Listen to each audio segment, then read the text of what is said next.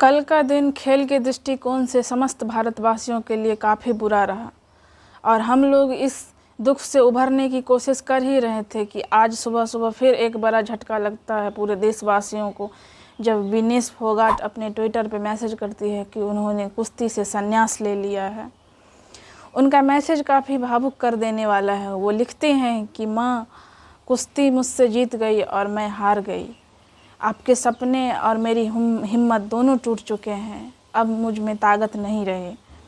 माफ़ी। ये मैसेज पढ़ के आपकी आंखें नम हो सकती है।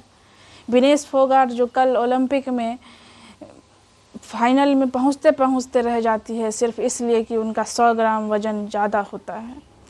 ये बात तब और ज़्यादा दुखद हो जाता है जब हम किसी चीज़ को पाते पाते एकदम नज़दीक जाकर वापस लौटना पड़ता है।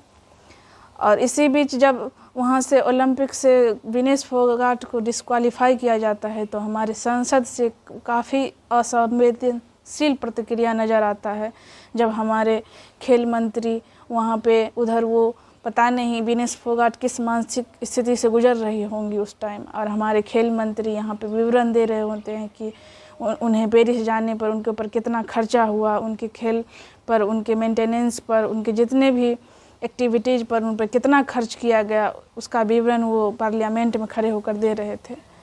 इन लोगों को इस तरह से बात करते हुए शर्म आनी चाहिए, क्योंकि जब किसी का बच्चा फेल हो जाता है या कहीं बाहर नाकाम होकर आता है तो उस समय हमें उन्हें ढांढस बनाना चाहिए, उनके साथ खड़े होना चाहिए, ना कि उन्हें ये कहना चाहिए कि तुम्हारे ऊपर कितना खर्च किया मैंने, आज तुम नहीं कर पाए हो। ये सब बोल के हम और उसे तोड़ने की कोशिश करते हैं।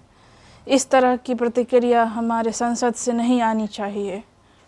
उम्मीद करते हैं कि ऐसा भविष्य में दोबारा ना हो। और अगर जहाँ तक हमारे खेल मंत्री खर्चों का ब्यौरा दे ही रहे हैं तो उनको संसद में बैठे सभी मंत्रियों पर कितना खर्चा आता है उसका ब्यौरा भी दे देना चाहिए।